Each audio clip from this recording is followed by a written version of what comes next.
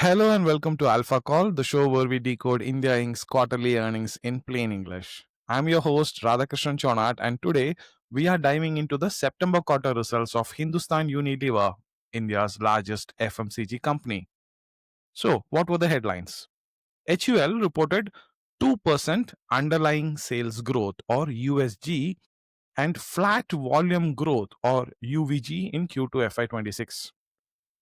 EBITDA margin stood at 23.2%, down 90 basis points year over year. Profit after tax grew 4% year over year to 2,694 crore Indian rupees, but this includes a one-off gain of 273 crores related to tax settlements with UK and Indian authorities. Including this, PAT before exceptionals was 2,482 crores, actually down 4% year over year. The company declared an interim dividend of 19 rupees per share. But behind these numbers is a story of transition and strategic pivoting. So, what's going on at HUL?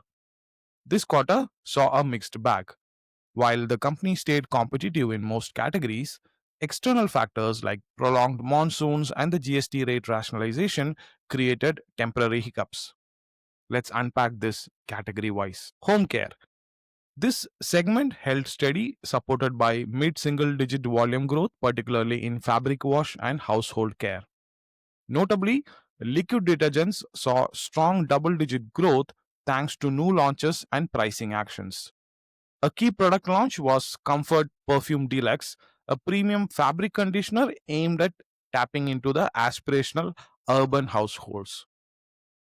Beauty and well-being grew 5% on the back of skincare and health and wellness brands like Oziva, which reported triple-digit growth.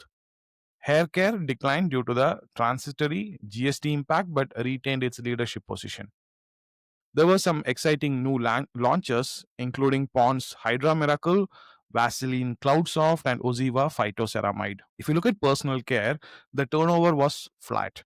Premium soap brands grew in double digits, but this was offset by GST adjustments. Close up toothpaste clocked low single digit growth, while body wash gained traction. Now let's look at food and refreshments, which posted 3% USG. In this, tea saw high single digit growth. Coffee stayed in strong double digit territory. However, ice cream and lifestyle nutrition declined due to monsoons and pricing architecture changes. One interesting launch here was Horlicks Pro Fitness, science backed meal replacement product. There was a one-off impact. So let's not forget about the 273 crore gain from historical tax resolution. This boosted profit after tax, masking a decline in operating profits. If you look at margins and their investments, HUL's EBITDA margins contracted to 23.2%, down from 24.1% a year ago, largely due to higher ad spends and new product launches. Management has clarified that they are intentionally investing into the business, especially in premium and high growth segments. In terms of leadership commentary, CEO Priya Nair struck a confident tone saying, while the GST changes caused temporary disruptions, we see them as a positive reform that will ultimately boost consumption. Normal trading conditions are expected by early November. She did outline a multi-pronged strategy for HUL's next phase, which are four: sharpening consumer segmentation, future proofing core brands, going digital first in marketing, and scaling high growth demand spaces like health and well being. So, what's the big picture? While the top line growth looks modest, this is a company in evolution, and HUL is navigating a slow moving mass market while planting seeds in premium categories, e commerce, and wellness, all areas with long term potential. So, here's something to think about. HUL's volumes may have been flat, but its premiumization and innovation engine is firing.